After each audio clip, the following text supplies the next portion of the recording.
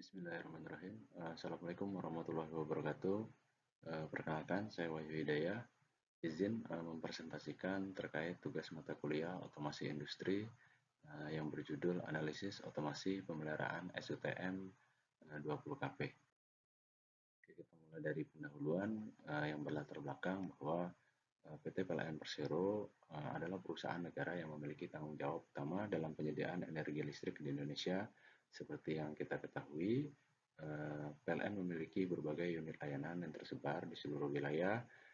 Salah satunya adalah unit pelaksana pelayanan pelanggan ataupun bisa disingkat dengan UP3. Adapun di bawah UP3 tersebut ada terkait unit layanan pelanggan atau bisa disingkat dengan sebutan ULP yang bertanggung jawab atas pemeliharaan jaringan distribusi listrik termasuk jaringan saluran udara tegangan menengah SUTM 20 KP.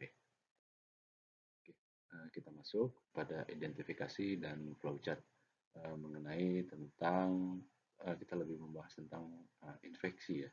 Infeksi pada jaringan yang di deskripsi ini yaitu tentang infeksi visual manual.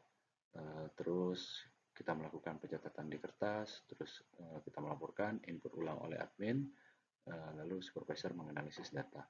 Seperti diagram flowchart yang di sebelah, bahwa setelah kita melakukan inspeksi di lapangan, itu kita harus mencatat segala temuan kita itu secara manual.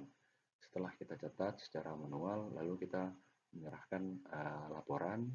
Setelah itu baru kita menginput pada spreadsheet ataupun pada media seperti Excel ataupun lainnya, ataupun pada SLD, pada jaringan SUTM 20 KP, lalu baru diserahkan kita ke supervisor untuk dilakukan analisa.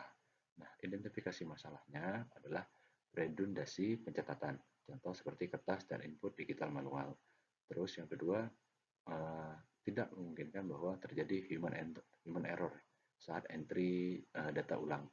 Jadi saat kita melakukan proses infeksi suatu jaringan di lapangan, kadang ada satu dua hal yang entah kita salah baca ataupun kertasnya sobek dan hal-hal lainnya yang tidak terduga. Terus tidak tersedianya data kita ini secara real time. Nah, kita harus benar-benar real mencatat secara manual ya terkait data kita ini diinfeksi pada tanggal berapa, di jam berapa, terus ini infeksi terkait apa.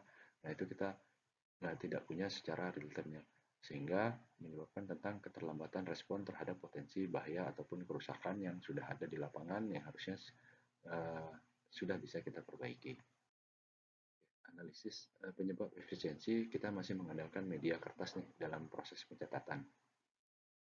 Terus tidak adanya aplikasi digital di lapangan. Yang ketiga adalah kurangnya integrasi data antara petugas lapangan dan pusat kontrol. Jadi dari penyebab inefisiensi ini adalah masih banyak kekurangan-kekurangan yang terjadi di lapangan yang dimana kita masih mengandalkan media kertas dalam proses pencatatan, terus sehingga prosesnya ini juga dapat menyebabkan integrasi antara petugas lapangan dan pusat kontrol bisa dibilang atau istilah dalam di lapangan itu miskomunikasi terkait temuannya apa sehingga ternyata dieksekusi di lapangannya seperti apa. Jadi kita tidak punya data yang valid gitu. Balik lagi ke slide sebelumnya, mungkin disebabkan oleh human error ataupun salah penginputan di dalamnya. Dampak inefisiensi adalah waktu infeksi dan pelaporan lebih lama. Betul. Nah, dengan media kertas kita harus benar-benar memastikan, terus kita harus melaporkan sehingga kita berangsur-angsur proses di lapangannya itu setelah dari lapangan kita harus menginput ulang, terus kita harus melaporkan baru kita melakukan analisa. Nah, dampaknya juga menjadi potensi bahaya itu tidak segera ditangani sehingga tidak efisien dalam penggunaan sumber daya manusia. Dan akhirnya kita juga mengeluarkan biaya lebih tinggi karena perbaikan sering bersifat reaktif, bukan preventif. Jadi seharusnya kita dapat melakukan preventif, akhirnya kita melakukan secara reaktif di dalamnya. Nah, potensi area otomasinya itu adalah pengumpulan data infeksi, terus penyimpanan data berbasis cloud, serta integrasi pelaporan visual, foto ataupun video, serta dashboard tentang kondisi jaringan di lapangan. Usulan solusi otomasi yaitu deskripsi tentang mengenai teknologi ya. Dengan penggunaan sistem aplikasi mobile berbasis Android untuk inspeksi lapangan, SUTM.KV aplikasi ini dilengkap dengan form inspeksi digital, integrasi kamera untuk dokumentasi, GPS untuk tagging lokasi tiang, sistem cloud untuk sinkronisasi data secara real time.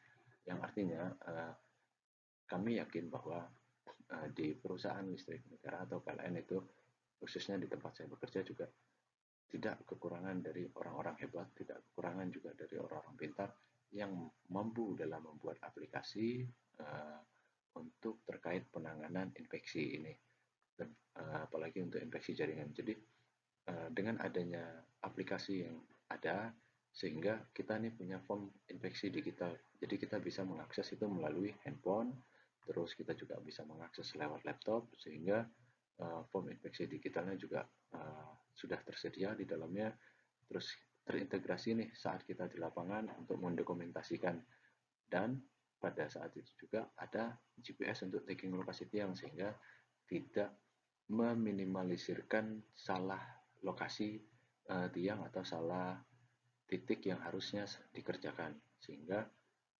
tidak lupa juga tentang sistem cloud ya untuk sinkronisasi data secara real time, bahwa di dalam penyimpanannya juga butuh yang besar ya, karena ini untuk terkait mengakses data, pasti data yang diinput secara angsur-mengangsur juga lumayan besar ya, apalagi ditambah dengan fitur dokumentasi serta tagging lokasi tiang. Oke. Flowchart proses otomasi yaitu petugas membuka aplikasi infeksi yang sudah tersedia atau yang disediakan oleh pihak perusahaan. Terus kita mengisi form digital, menambahkan foto, koordinat GPS, sehingga data kita tersimpan otomatis ke server pusat. Nah, pada saat sudah tersimpan di server pusat, supervisor kita atau atasan kita itu bisa menerima notifikasi dan meninjau hasil infeksi. Hasilnya adalah sistem menghasilkan rekomendasi prioritas perbaikan. Jadi ada istilahnya di dalam perusahaan itu terkait level kerusakan ya, apakah ini masih kerusakan tentang minor ataupun sudah mayor, sehingga kita punya prioritas-prioritas. Oh, ternyata kerusakannya adalah mayor, itu menjadi prioritas utama kita untuk dilakukan perbaikan. Di dalam hal tersebut kita juga dapat memilah terkait hasil infeksi. Oh, ternyata dengan kemudahannya adanya aplikasi infeksi ini, kita bisa secara real time itu melihat kondisi yang harus kita perbaiki. Jadi saat petugas di lapangan mengirimkan data, kita sudah bisa membuat keputusan ya untuk menindaklanjuti terkait perbaikan apa yang kita perlukan. Nah, ini adalah salah satu contoh terkait estimasi biaya tentang pengembangan aplikasi dan dashboard, yaitu sekitar di yang pernah kami ambil salah satu contoh ya, itu ada di 65 juta, terus server cloud dan storage itu memakan anggaran 7 juta per tahun, serta pelatihan pengguna untuk seluruh user itu ada 8 juta, ditambah dengan total estimasi awal sekitar 80 juta. Analisis manfaatnya apa sih yang kita dapat? Efisiensi yang diharapkan nih, proses pelaporan dari 3 hari menjadi kurang dari 1 jam. Jadi kita sangat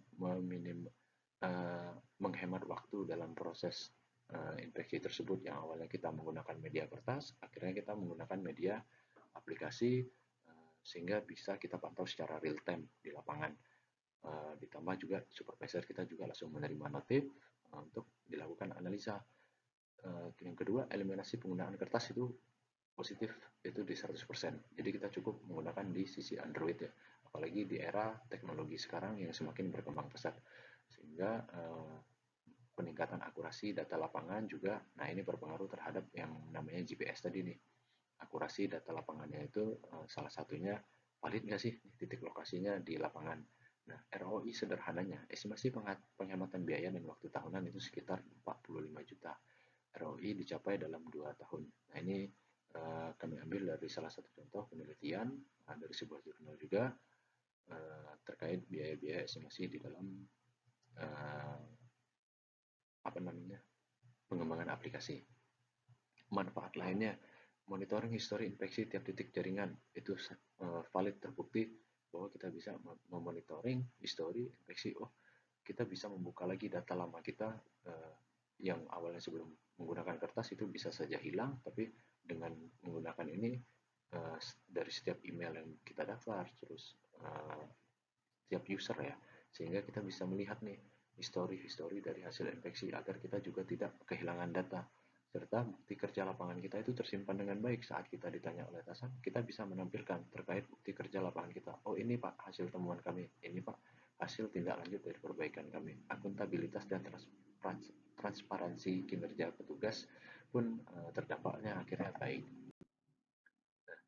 Eh, ini mungkin timeline implementasi, salah satu contoh dalam apa namanya, untuk implementasi terkait aplikasi ya. Jadi tahapan satu yaitu studi kebutuhan pengguna.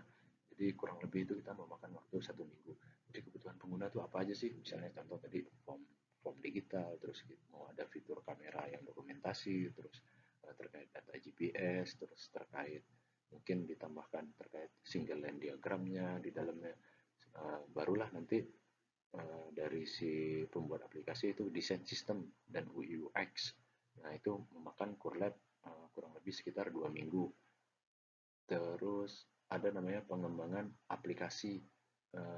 Itu mungkin bisa lebih juga dari 1 bulan, tapi untuk estimasi awal itu kita di 1 bulan. Uji coba lapangan itu, nah ini uji coba lapangan itu biasanya memakan waktu sampai 2 sampai 3 minggu sebenarnya ya, karena pasti ada aja kekurangan di dalam ataupun proses-proses penggunaan aplikasi, lalu barulah pelatihan dan roll out. Nah, mungkin ini terkait timeline implementasinya. Terus kita masuk pada kesimpulan di akhir, yaitu pemeliharaan jaringan SUTM 20 kV merupakan aktivitas krusial untuk memastikan kontinuitas pasokan listrik. Proses inspeksi yang saat ini masih manual mengakibatkan banyak inefisiensi.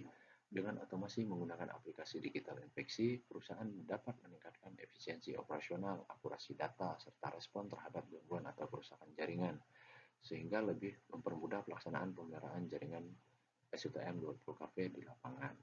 Mungkin sekian yang dapat saya sampaikan. Uh, Apabila ada kurang-kurang di dalam presentasi ini, pertama saya ucapkan mohon maaf. Terus yang kedua, kita sambil sharing, uh, berbagi ilmu pengetahuan. Mungkin teman-teman ada yang lebih mengetahui pun boleh untuk di-share juga agar kami juga menambah wawasan bagi kami. Dan mungkin ada teman-teman yang bertanya juga kami persilahkan. Mungkin itu yang dapat kami sampaikan. Wabillahi taufiq wal hidayah. Wassalamualaikum warahmatullahi wabarakatuh.